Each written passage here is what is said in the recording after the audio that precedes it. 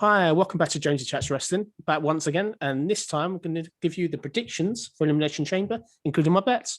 And I'm joined this time by a first-time guest to the channel, none other than Steve. How are you this morning, Steve?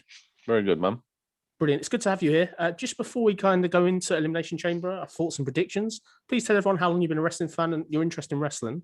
Been a wrestling fan for 30-odd years, ever since Flair entered the Rumble at number 3 and went on to win it. I've been hooked ever since. 1992 Royal Rumble. Wow, that's a fantastic Rumble. Very iconic for many reasons. Obviously, you got the world title there. What a great choice. Very hard to follow up after that pay-per-view, isn't it? Definitely. It is, yeah. But I think they said something like, I think the Rumble, the next most bought pay-per-view after that wasn't until like 99 or something after that Rumble or something like that. I think I remember reading something like that. It's a long time, isn't it? Yeah, I think it was 92 or 93, one of them two Rumbles, and then there wasn't a pay-per-view that had more buyers till about 99, apparently. I remember they built up a lot of kind of excitement for that night to Royal Rumble because obviously you're going to get a new world champion. The title was vacant. It's great memories for me, definitely. Goes back a bit. God, it seems like yesterday, though, definitely. Yeah. So let's get into this Elimination Chamber. So obviously we've got this coming Sunday. In terms of the card, I'm excited for the main matches. They've done a bit of a mess, I've got to be honest with you, with kind of the undercard. We don't really know what's going on. There's certain queries around 2 matches that we know one's probably not going to happen now. And they haven't really done much in terms of getting other wrestlers on the card, it seems. It seems to be sort of thrown together. They did have a good opportunity on Raw this past week on Monday to sort that out, which they haven't done. We have got SmackDown still to come, so maybe we'll get some answers then. We might get some Twitters from WWE.com probably late on Sunday with more matches. But we'll go into this then. So are you excited for this card before we kind of go to predictions? I think for the fact that it's a chamber match, I think it should be a good pay-per-view because obviously it's the same with Rumble. These matches, Hell in a Cell, they always have like an intrigue to them. Like you want to see like the high spots and stuff like that. So yeah, but I think it'd be a good pay-per-view, especially say the chamber matches because of the quality that's in there. I think it'd be good. I think clearly adding Kofi Kingston in place of Miz was genius. I'm really a fan of that. I think it's really, really good. And I think, it's going to be exciting. We're obviously on the road to WrestleMania now properly. So hopefully we get a good idea of where the card's going after this Sunday. That's for sure. Okay, so we're going to break this card down as usual analysis and go into that for you. Obviously, the bets will be coming at the end. So if you do follow them, gamble responsibly. I always say that. But no, as I said, so let's get into this. So the first match we've got the United States title. Question marks about this match. At the moment, it's either a singles match between defending champion Bobby Lashley or Riddle, or it'll be a triple threat adding Keith Lee. Are you excited for this match, and which one do you want to see? If it's a triple threat, I'm excited for it because seeing Keith Lee and Bobby Lashley, I think that's money match there. But if it's Riddle versus Lashley, we've seen it for the last couple of weeks that Lashley's just dominated him, and I've got Lashley for both ways. If it's a single match or a triple threat, I can't see Lashley dropping it. But I would like to see Lashley move on to a heavyweight title thing, get him out of this mid card vortex that he seems to be stuck in. I think you make some excellent points there. Looking at this then, so if I look at it, I agree with a lot of what you said. I think it's very much been built up. Lashley's been unstoppable. He's almost too good for this United States title. He's destroyed Riddle at every opportunity besides his one fluke loss. Even this week on Monday, the momentum from Riddle was taken again after the match when he was attacked. And I think we look at this, it's one of the things. You add Keith Lee, it's different. The benefit of a triple threat would be that Lashley doesn't have to get pinned to drop the belt, which makes you question. But the fact we don't even know if Keith Lee's in it, it makes me think that they've not got any real idea what they're kind of doing, which is unfortunate. But if we look at this and kind of break this down, so looking at this and the betting odds, Lashley obviously is a clear favourite. He's 4-7, which that means basis. If you put £10 on Lashley, you're going to get sort of £5.71 back. So you can net profit there. So you get £15.71. £10 on Riddle will get you £37.50, so £27.50 profit, and £10 on Keith Lee gets you a massive £50. So that says it all there for me, really. I know the betting odds aren't 100%, but even Riddle's got more of a chance than Keith Lee, according to the bookies, which I just can't believe. I think my final prediction of this, I'm going to go for Lashley, and I think Riddle's going to be the one getting the pinfall. Do you agree he's going to get pinned? Yeah, I would say so. I can't see it. I can't see it anyway. Do we think this is going to lead potentially to Lashley and Keith Lee maybe sort of fast lane on WrestleMania? Potentially, because that seems to be an actual match. Yeah, I'd like to see it. Don't get me wrong. I can't see where the story, where's the story that's bringing Keith Lee into the picture. But yeah, I'd like to see the match because I think them two guys, especially Keith Lee, with what he can do in the ring, I'd like to see it. But like I said, where they're going with their narrative, I don't know. Yeah, I've got one last thing I'm going to throw out there to you, Steve. This is a long shot. I don't even be a fan of this. I've been thinking all kind of week. What would be really cool is if they did Keith Lee actually turns on Riddle in this match and then joins the Hurt Business. That would kind of maybe explain his absence to a certain point. It's a massive sort of shock. It will get people talking. The only problem I have with that to a little point is the fact it may overshadow Lashley a little bit because they're quite similar. Would you be a fan of seeing something like that, or do you think it's just too kind of far out there? It'd be a good idea, but the problem is because you've got this whole Shelton Benjamin, Cedric Alexander problem going on with their tag team run.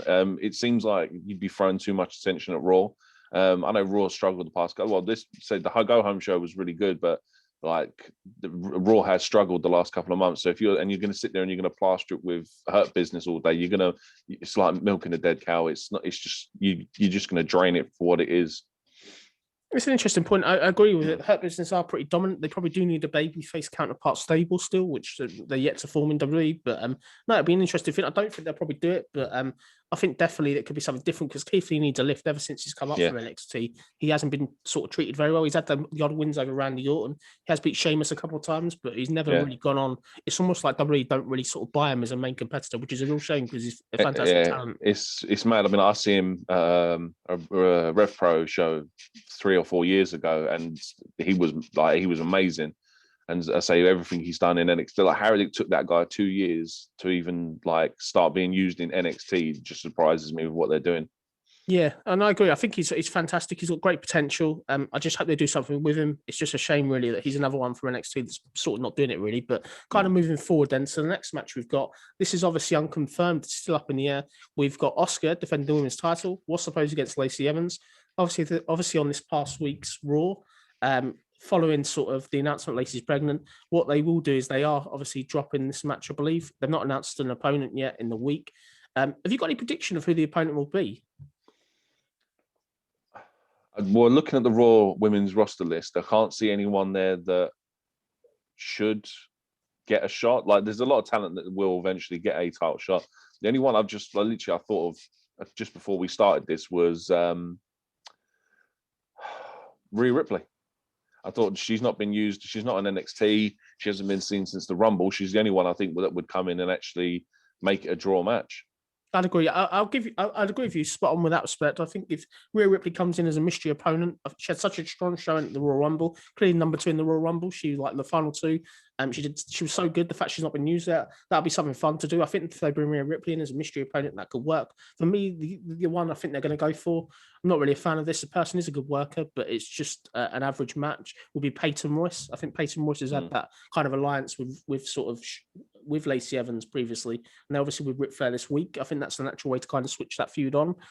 In terms of winning this match, for me, I think Asuka's winning all day long if they do this match. I don't think they're going to drop the belt. If it's Rhea Ripley, then yes, Rhea Ripley may win, but my prediction is Asuka. What's your prediction? Yeah, I'd have gone with Asuka as well. I mean, if it was Rhea Ripley, I'd still say Asuka, even though I love Rhea Ripley to death. But coming in your first actual official single match on a main roster pay-per-view and winning the title, I'd find it very hard to believe. But I'd have Asuka winning anyway. I mean, just looking at the women's roster for Raw, there's not a lot of people in there that, apart from, say, your Charlotte, your Nia Jax, or your Shayna Baszler, there's not a lot of people there that would have sort of a believability if they came in and just won it off of Asuka. No, I agree with you. I think that's the thing. I think they're going to have to really kind of get, if they're going to do this Asuka versus kind of real match at WrestleMania, maybe, or Asuka versus Charlotte, maybe they'll do it, but definitely need to do something to move on quick. Hopefully we'll get the announcement this week of where that's going. Yeah, I mean, my original thought is if it was actually Lacey Evans, I thought it was going to be a DQ win for Lacey because of Charlotte, which would then put Lacey in for a rematch at Fastlane. Obviously, with Charlotte getting the DQ, I was thinking Charlotte was going to cause the DQ, which would then cause a rift between Asuka and Charlotte, which would then lead on to Mania. But now I've got no idea where that's going. I won't lie until we find out on Sunday. I haven't got a clue. Definitely, it's amazing how different that one announcement can change the whole orchestrate of a storyline and stuff like that, particularly where it's going on the road to WrestleMania. But we're now going to go into let's go into the Universal title then. This Elimination Chamber, the winner will get a shot at Roman Reigns on the same night. So let's look at the competitors. We've got in this match, we've got none other than Jey Uso, Kevin Owens, King Corbin, Sami Zayn, Cesaro, Daniel Bryan. For me, when I kind of look at this has been kind of thrown together. I think it's okay. There's some good elements to the match. I think Jey Uso is a great choice in the match. Kevin Owens, great work with Roman Reigns previously in the previous months. Sami Zayn is always a good worker. Daniel Bryan, always a good worker. King Corbin, not a fan of him. I don't know what he's doing in the match. It just seems to be somebody just to get a name out there. I think he's a bit like the Jeff Hardy equivalent in the Raw match. He's kind of that role here. When I look at this and kind of look what I think is going to happen, there's only two people really I see winning this. And two people I've got down. I've got either Cesaro or I've got Kevin Owens. And when I look at it, we can break this down further kind of into why I think them two are the best two. So obviously Cesaro, he's been on a singles winning run since May 25th last year, where he lost to Shorty G. He's not lost a match in a singles capacity since. He's obviously got two wins over Daniel Bryan and a win over one half the SmackDown Tag Team Champions in Dolph Ziggler this year as well. So he's on a roll. He's looking very, very strong. There's clearly a real feel-good factor behind him, the pushes behind him. When we look at Kevin Owens has obviously only won one singles match since December 2020, but they like to have him face Roman. That seems to be unfinished a bit. What's your prediction? Who do you think is going to win? This is the one I find hardest to pick because, like you said, I don't think it's not going to be Jey. Can't see him being Sami or King Corbin. So I had any one of the other three: Cesaro, Daniel Bryan, or KO. I went for Cesaro as well, just for the pure fact that I watched Smack Talks last week afterwards, and Daniel Bryan was plugging Cesaro like there was no tomorrow. And obviously, with Daniel sort of looking to be his final full year in the roster, and him, let's say, plugging for Cesaro, I can see Cesaro winning it. But that's what I've gone with. Because KO's just been beat too much, and I think it would just it'd be pointless for KO to win it just to lose again. At least with Cesaro, you'd have something different to watch. Definitely. I think if we're looking at this, let's look at this logically. So Roman Reigns, obviously the greatest heel in the company. They're going to have a babyface counterpart, surely, to make that match. It wouldn't make sense having a heel. So that kind of limits it down a bit. So that limits it down to kind of realistically, you're looking at one of three. You're looking at Cesaro, Kevin Owens, and Daniel Bryan. Can do even better than that. Let's break the odds down. So Cesaro, he's at 5'6", £10 gets you £18.33. So £8.33 profits. £10 on Kevin Owens will get you £26.25, so £16.25, and £10 on Daniel Bryan gets you £65. So for me, based on the odds, that's Daniel Bryan out. So that's that. We're now down to kind of two people. My pick is Cesaro. I think Cesaro all day long. I don't want to see Roman Reigns, Kevin Owens again. They've overdone that. Although the work at kind of TLC Royal Rumble was great. This is a match they need to kind of leave, but I'd be a fan of them. Sort of Roman Cesaro happening. Obviously, Roman's going to get the win there. It's obvious, but for me, I'd like to see Roman Cesaro happen. Jey Uso can interfere, and it's a no contest. That way, you're protecting Cesaro. Any prediction of who you think is going to win and sort of what will happen, Roman and that winner? Like I said, this is the problem. Obviously, when the Rumble was on, you had Daniel Bryan stating that he was going to win the Rumble and go on to Mania. And like we were saying before, if with not knowing who Edge is going to face, it really makes a hard decision on what they're planning for the next 2 months. But yeah, like I said, I would have said Cesaro. I'd like to see Daniel Bryan win it and go on to Mania against Roman Reigns. But again, with Edge being undecided or unannounced, I just ain't got a clue. So Cesaro would be the one I'd go for. Definitely. I think it'd be interesting. I think it's something different. The interesting thing is how they protect Cesaro here. If he's obviously going to lose to Roman. Whoever wins is losing to Roman. That's kind of sure. It's just that I hope it's kind of equipped, and I'm hoping he's kind of protected, which is why I'd go for the DQ finish. I would say Cesaro is going to be number one in, go the distance, and then when Roman comes out afterwards, obviously that will be probably the telling factor is that he's done 30, 40, 45 minutes in the chamber, and then to be beat by Roman in 3 or 4 minutes, that's the only way I would see this making sense. I agree. I think Cesaro is the Iron Man, 100%. I could see that. I think it's a good shout. Have you got anything else to add before we go into the other Elimination Chamber match? No, not really, not for that one, no. No, okay, so we're going to go to the other Elimination Chamber match. This is obviously for the WWE Championship. We've got the defending Drew McIntyre against AJ Styles, Jeff Hardy, Randy Orton, Sheamus, and Kofi Kingston. When I look at this, obviously we've got Jeff Hardy in it. I don't know what he's doing there. It's another one that's a total waste of time. There's far better people, such as Damian Priest, that could have been in this spot, in my opinion. I don't want to go on another tangent. We look at Randy Orton, Sheamus, Kofi. Kofi's a great shout. He's obviously not done much recently, but his Kofi Mania and his work in winning it makes him a good choice. Far better than The Miz. if we break this down, then I've broke it down to kind of realistically, I can only see two people winning it. The two people I can see winning it are Drew McIntyre retaining or Sheamus. When I look at Drew McIntyre, he's got victories this year over Keith Lee, a Raw Legends. He obviously beat Goldberg at the Royal Rumble. He's only had 2 losses this year. One was against Randy Orton, and that was by disqualification. And he obviously lost his past Monday in the gauntlet against Sheamus. But he's already beat AJ Styles and Jeff Hardy this week on Raw as well. So he's obviously going in. Although he lost, he beat them too. So that's 2 of the competitors gone. Drew's obviously had this belt since November, where he won it sort of back. And he's also beat AJ Styles and Miz in the TLC 3-way. So he's obviously on a bit of a run, besides his loss this week on Raw. So he's going in as a favourite. When we look at his sort of next two, the next person we kind of look at is Sheamus. Sheamus, he's obviously got victories this year over John Morrison, and there's 1 win over Drew this past week on Raw. But he's also kind of had losses. So he lost to Keith Lee and Miz. He lost to Keith Lee, and him and Miz and Morrison lost to Keith Lee previously in a handicap. And Sheamus obviously hasn't had the belt since 2012, where he won it back at WrestleMania 28. So he's obviously not gone a long time without the belt. That only leaves me one other contender as well, which I'll cover, and that's AJ Styles. AJ Styles, obviously, he's only had 1 loss by pinfall this year, and that was obviously against Drew in the gauntlet. His other loss, he lost by Daniel Bryan, but that's by disqualification. He's obviously, unfortunately, not beat anyone of note this year, but in 2020, he was able to get wins over Sheamus and Keith Lee. So when I look at this, I think it's there's a lot to kind of say, but it is probably one of 2. I'm going to say it's one of Drew McIntyre and Sheamus. What's your prediction, Steve, and thoughts? I've gone with Drew. I think since Drew won the Rumble last year, all these sort of gimmick matches, your Chambers, your Hell in a Cells, well, apart from Hell in a Cell against Randy, but I think Drew's just been, I think he's been booked too strong. And I think it, like, especially with these, like, depending on what number he comes in, no, he's probably going to be the Iron Man in this match. But yeah, I can see him winning it, and I reckon it'll probably be Sheamus and Drew's last 2, and I reckon it'll push to a rematch for Fastlane, which will be Sheamus versus Drew at Fastlane. Just so Sheamus gets his one-on-one match that he wanted, or Drew said he could have. I think that sounds very sound. I think it's an interesting element. Looking at kind of the odds in this, so Drew McIntyre, £10 will get you £3.64 profit, £13.64. £10 on Sheamus gets you £35, so £25 profit. £10 on AJ Styles gets you £80, and £10 on Randy Orton gets you £90.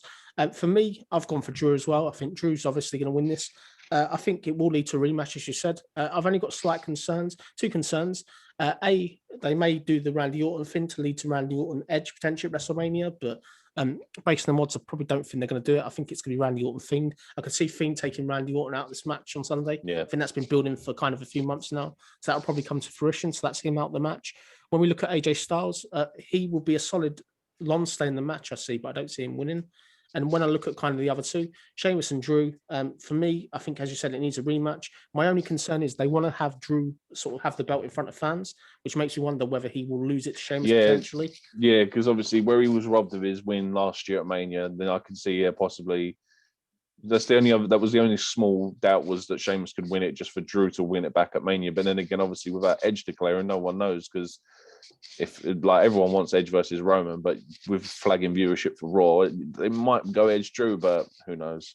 It'll be interesting. I think this can go one of either ways. And another interesting element we've got to mention, Steve, is the Miz. Will the Miz cash in? I'm going to ask you that now. Yeah, I think he'll attempt it. I don't think he will actually physically cash in, because it's been the running story with the Miz is he says he's going to do this. He says he's going to do this. I don't think he will do it. I think he will attempt it, but I don't think it will. I don't think it'll pay off. No, I think it'd be a mistake for him to cash in and win the belt here. I think it would be a real shame kind of to get him win the belt for one night and then lose it. I really think that Drew's going to win this here. I'm really not sure where they're going to go in terms of WrestleMania for Drew's opponent. That's still pretty unclear. I just hope it's not Sheamus Drew, because to me that feels a bit flat. Have you got anything else you want to add before?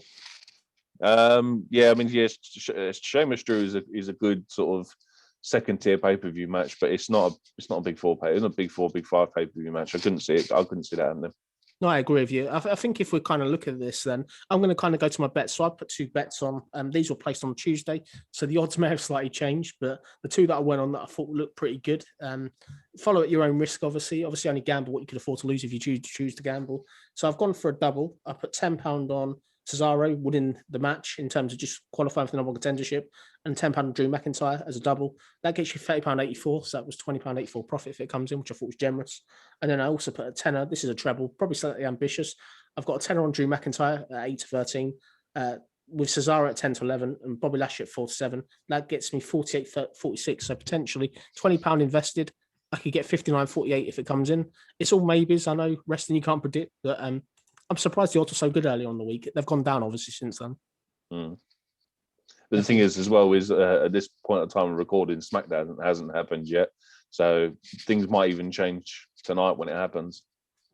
Yeah, definitely. I think we'll get a few more matches maybe out of SmackDown. I think maybe, as you said, we may get the kind of, we're talking off there, maybe we'll get the Intercontinental title match. Would you be a fan of that being added?